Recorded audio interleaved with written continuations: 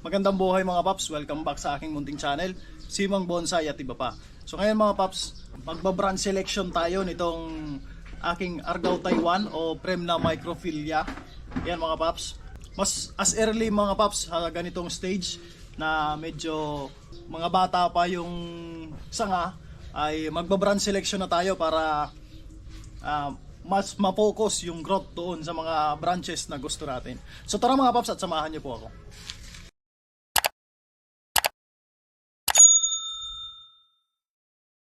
Ito po yung aking Argao Taiwan o Premna Microphylla na bonsai material. So sana mga paps ay nakikita nyo ng malinaw dyan, ano?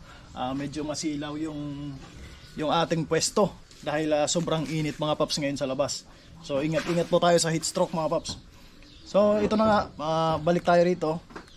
So ayan po ang itsura nya.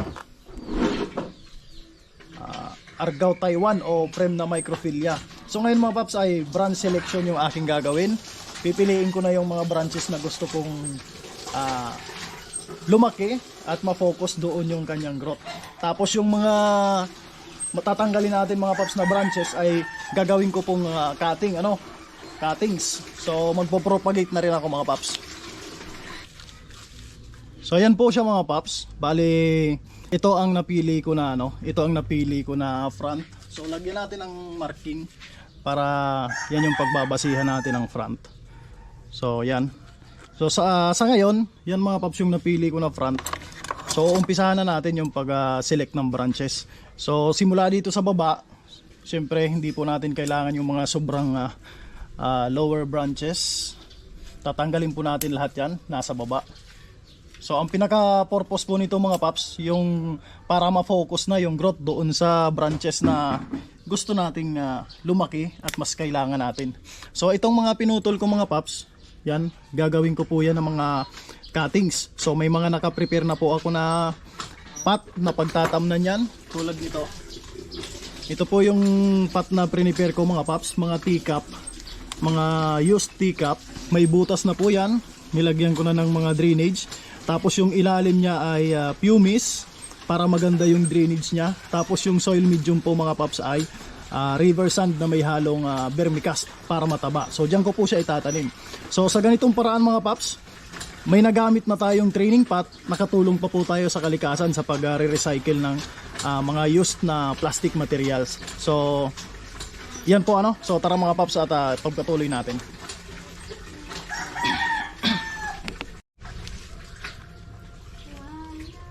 So ayan, tatanggalin natin lahat to. Itong mga nandito sa lower part na mga tumubong branches. So itong mga paps, itong material na to mga paps ay galing din po sa cutting. So mahigit 1 year ko pong tinanim sa lupa, direkta sa lupa. Kaya po siya lumaki ng ganyan. So ibig sabihin itong mga paps ay 1 year mahigit pa lang from cutting. Tapos hinarvest ko, nilipat ko po dito sa pot na to para matrain na as bonsai. So ito, tatanggalin natin tong mga excess dito ng branches, hindi naman kailangan. Itong mga nasa ilalim, automatic mga paps, tanggal po lahat yan, mga branches sa ilalim ng main branch.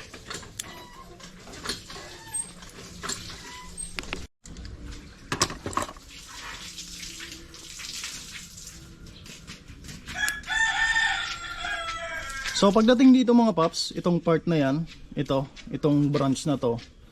So meron po siyang old branch dito, tapos may tumubo na panibago sa baba. So tatanggalin ko po itong luma at ito yung ititrain ko na branch, itong sa baba. So tanggalin natin yung luma na yan.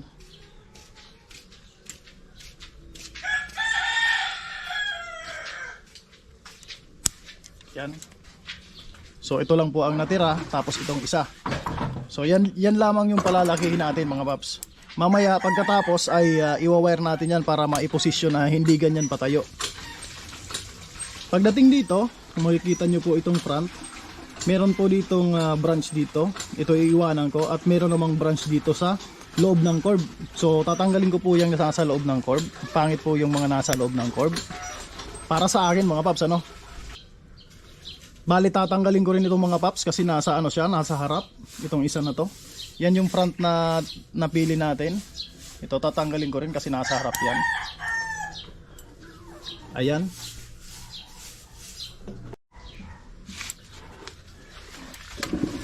So dito na po tayo. Pagdating dito mga paps, kung mapapansin nyo to, sa isang position meron pong dalawang branches. So kukunin ko po itong isa na nandito sa outer at itong naka-position pataas ay tatanggalin ko.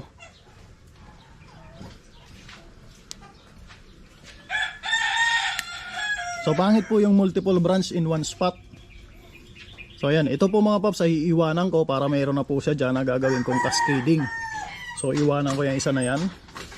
Ito sa tingin ko ay kakailanganin ko rin ito, itong malaki na yan.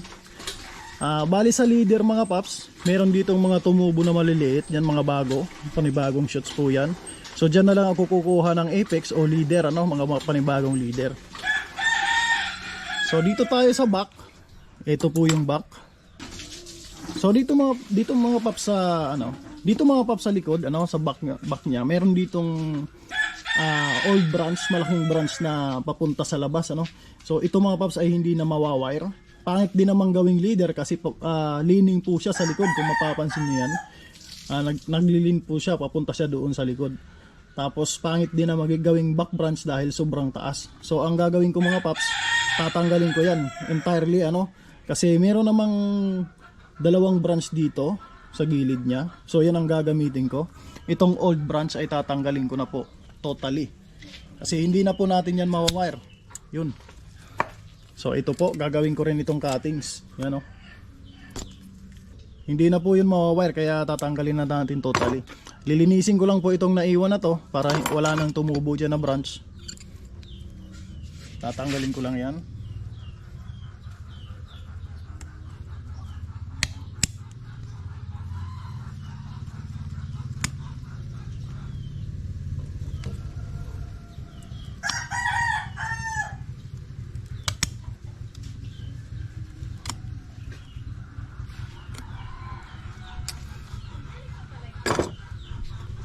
So ayan po mga paps, at sa tingin ko ay natapos ko na at natanggal ko na yung lahat ng branches na sa tingin ko ay hindi ko kailangan, at ang naiwan na lamang ay yung mga kailangan ko at gusto kong palakihin. So ayan po ang itsura niya. Balik po natin sa front. Ito po yung napili ko na front. Ito yung marking. So ayan. So ang gagawin ko po ngayon, lalagyan ko na siya ng wire para mai-direct na, mai-position na po dahan-dahan yung mga branches habang bata pa sila at kaya ko pang i-bend. So yan, iwa-wire ko na po. So ayan po mga paps, ang gamit ko po ngayon na wire, itong wire na to, ito ay aluminum wire na galing po sa drop wire, sa mga lumang drop wire. So maliliit po ito, sa tingin ko ay 1mm wire. Ito muna yung gagamitin ko kasi maliliit pa naman yung branches. So 1mm ay tama na po ito sa kanila. Yan. So ang gagawin ko po mga paps, isang wire, dalawang branches ang paggagamitan.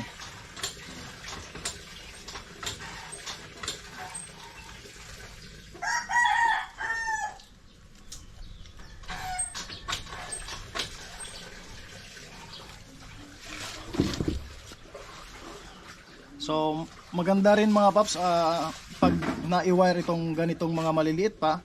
So actually mga paps, mas maganda yung medyo brown na sila para hindi na prone sa damage.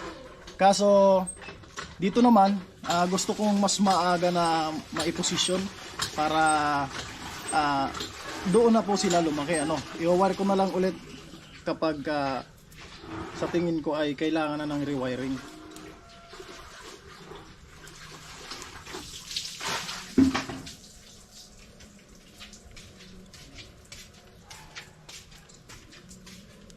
So recycled aluminum wire lang po yung gamit ko dahil medyo mahal at wala pong pambili ng bonsai wire. So sa pagbibend mga paps, kailangan dahan-dahan para hindi mabali. Anyway, malambot pa naman yung branches kaya pwede naman mga paps na kayang-kaya naman. na i-bend. Mura pa naman, mura pa yung edad ng mga branches. So pag ganitong mga maliliit pa nga mga paps, mabilis po itong lumaki. Kaya kailangan natin tong i-monitor. Kasi maaga pong babakat yung branches niya.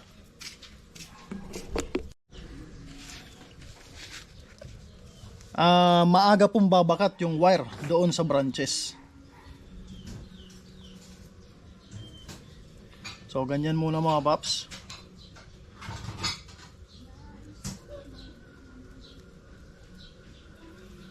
Lalagyan ko ng konting movement yung branches para kahit pa paano ay pwede nang pag lumaki ay pwede na siya sa posisyon niya.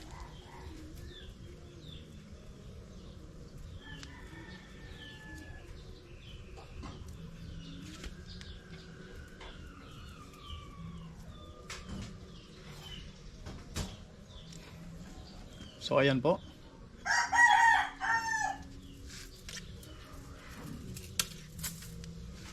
Next, dito tayo sa taas. So ang ginagawa ko mga paps, isang wire ay dalawang branches ang wina-wire para hindi tayo putol ng wire. Sayang naman kung putol tayo at para magamit pa natin sa susunod. Pag ganito mga paps na maliit pa, hindi masyadong mahigpit yung pagkaka-wire ko para hindi agad babakat. Kasi mabilis po yan lumaki. Lalo na itong Argao Taiwan, basta naka-expose ng direkta sa init ng araw, sa sikat ng araw.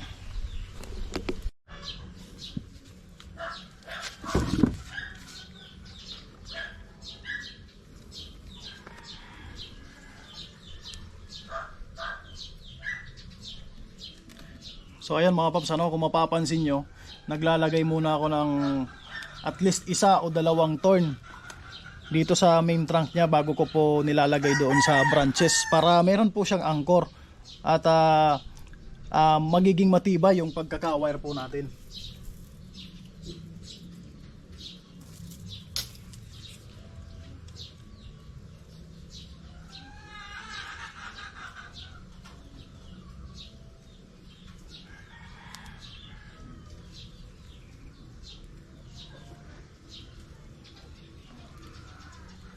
Kasi masyado pang bata yung branches natin mga paps, baka pag hindi tayo naglagay ng anchor, maaari po siyang mabali.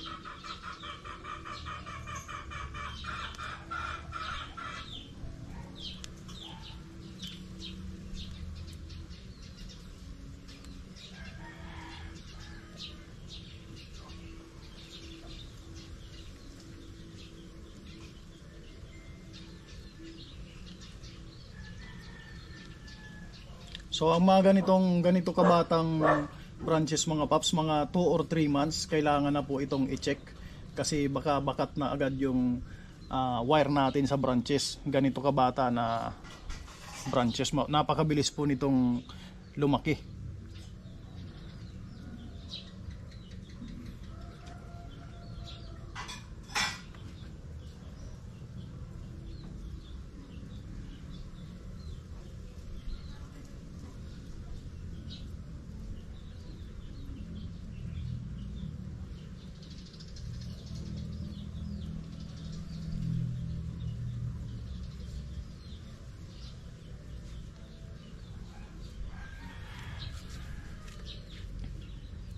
So ayan po mga paps, pagdating po rito sa dalawang malaki na branch, gagamit po ako ng 2mm wire. Yung sa mga una ay 1mm wire po lamang yung ginamit ko. Dito po sa susunod ay gagamit po ako ng 2mm kasi medyo laki-laki na yung branches at mahirap na pong i-wire ng maliit na wire.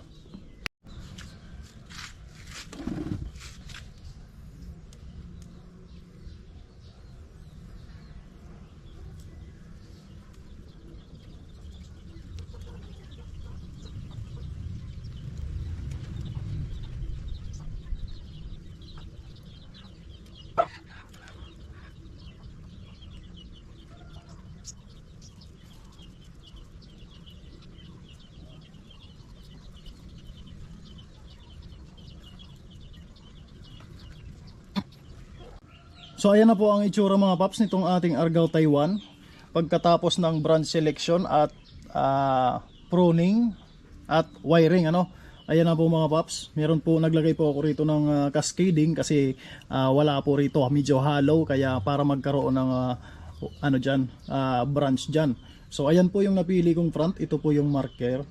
Bale, meron na pong back branch. Walang back branch kanina kaya binend ko po itong isang branch na to papunta doon sa back. So ayan na po ang itsura niya.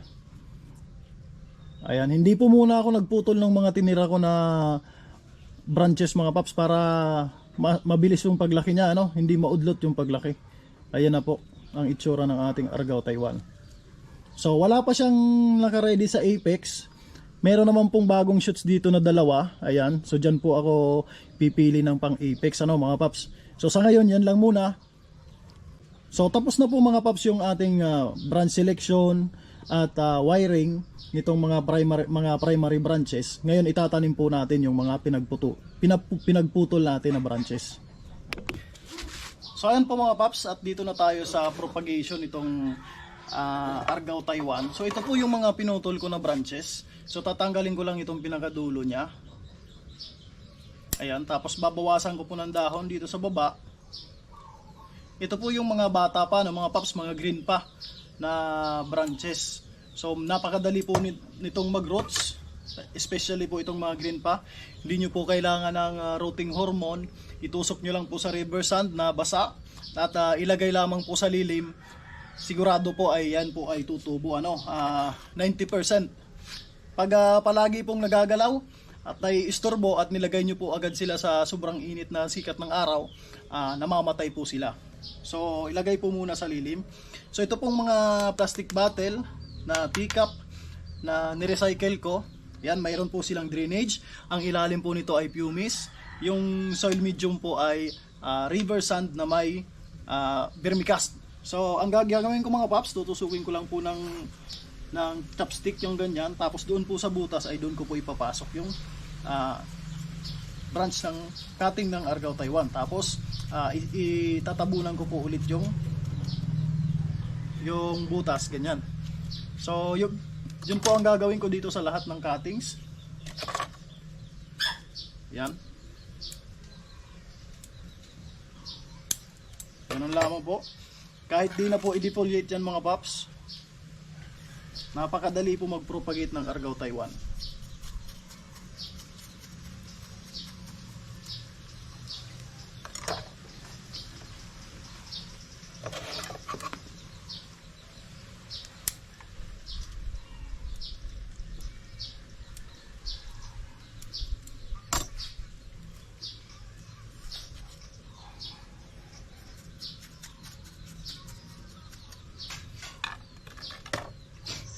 Sa mga unang araw mga paps, yan po ay malalagas, yung ibang mga dahon po dyan malalagas. So pwede rin po nating tanggalin na yan, unahan na natin para mabilis po siyang makarecover. Yan, ganyan. Iwanan lang po natin yung dulo. Pwede rin pwede rin hindi mga paps. Kahit di nyo tanggalin. Proven ko na po yan na nabubuhay sila. Basta wag nyo lang ilalagay sa sobrang init ng araw. So ganyan, pwede rin ganyan para mas madali silang makarecover. So tanggalan na po natin ang dahon.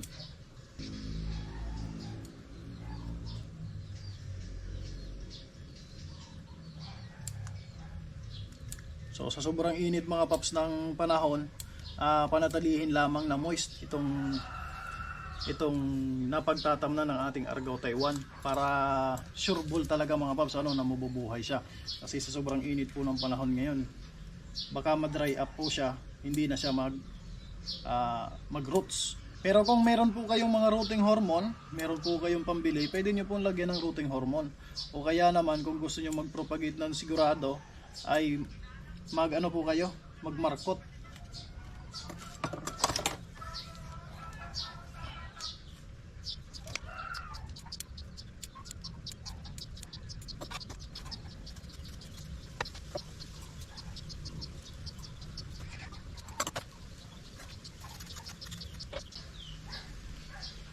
So yun lamang mga paps sa video ngayon. Ang ginawa po natin ngayon ay pruning at wiring ng ating bonsai material na Argao Taiwan at propagation na rin mga paps. So maraming salamat po. Sana po ay meron po kayong natutunan at meron po kayong nakuhang kahit konting idea dito sa video na to. Kung nagustuhan po ninyo itong video na to, kung hindi ka pa po nakapag-subscribe, ay aanyayahan po kita na mag-subscribe at click nyo na rin yung notification bell para updated po kayo sa mga susunod pa na video na aking ilalabas. At yung mga palagi pong sumusuporta, maraming salamat po sa inyo. Sana po ay hindi kayo magsawa at share nyo na rin ito mga paps, itong video na to para makarating pa doon sa mga nais mag-bonsai na lalo na yung gamit yung Argao Taiwan. Maraming salamat po. Once again po, magandang buhay at happy bonsai.